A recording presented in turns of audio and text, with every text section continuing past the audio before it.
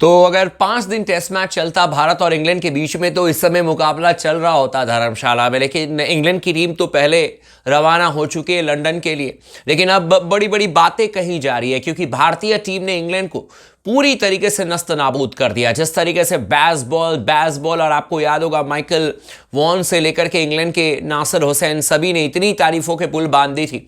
मैं यहाँ पर कोई उनको ट्रोल करने के लिए नहीं आया हूँ, लेकिन मैं जो सच्चाई है वो मैं आपको बताने के लिए आया हूँ कि क्या बयान आया है। जिस तरीके से वो लोग कह रहे थे कि भारत में इंग्लैंड की टीम हरा सकती है, बहुत क्वालिटी टीम है, हमारे पास में क्वालिटी प्लेयर हैं, अच्छे प्लेयर थे इंग्लैंड के पास में, इसमें कोई डाउट नहीं है। लेकिन 2021 में भी यही प्लेयर आए थे खेलने के लिए और वहां पर भी हार करके गए। तो कहानी यह है कि भारतीय टीम ने इंग्लैंड को 4-1 से हरा करके टेस्ट सीरीज में वापस भेज दिया और पहले टेस्ट मैच में जीती थी इंग्लैंड।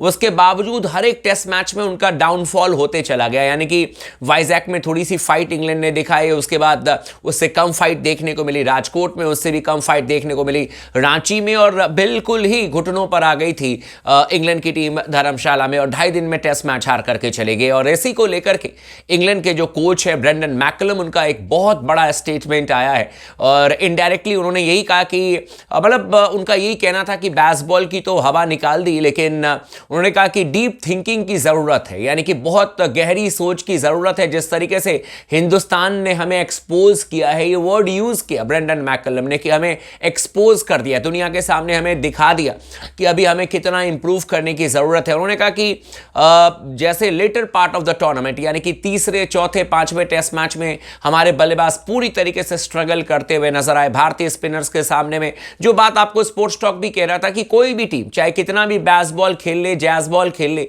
लेकिन अगर आप टेस्ट मैच में 40-45 ओवर 50 ओवर खेलेंगे तो आप नहीं जीतेंगे।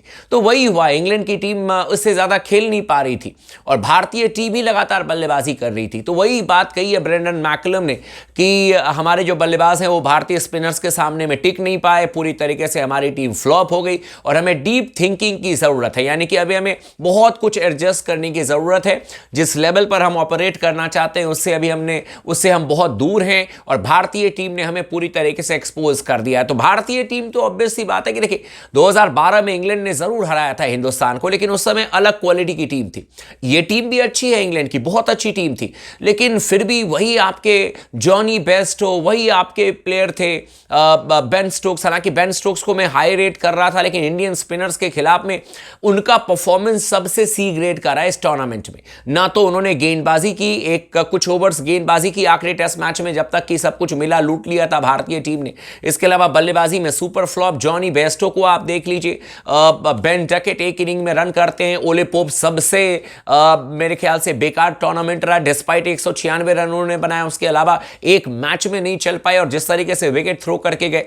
तो इंग्लैंड की टीम एक्सपोज हुई है और ये मैं नहीं कह रहा हूं बल्कि ये उनके कोच खुद ही कह रहे हैं और उम्मीद करते हैं कि भारतीय टीम इसी तरीके से दुनिया भर की टीम को एक्सपोज करेगी। और हमने सिर्फ हिंदुस्तान में एक्सपोज नहीं किया बाकी टीमों को, हमने ऑस्ट्रेलिया में जाकर के ऑस्ट्रेलिया को भी एक्सपोज किया, जहां पर कि हमें साल के अंत में जाकर के खेलना है। तो आपको क्या लगता है कि भारतीय टीम इसी तरीके से टेस्ट मैच में बिना बेसबॉल खेले जबरदस्त परफॉर्मेंस करती हुई नजर आएगी, या आपको लगता है कि हमें भी कुछ चेंज करने की जरूरत है? आप हमें कमेंट करके जरूर बताएगा। लेकिन इंग्लैंड को भारतीय टीम ने एक्सपोज कर दिया है और यह कहना है ब्रेंडन मैकलम का, इंग्लैंड के कोच का।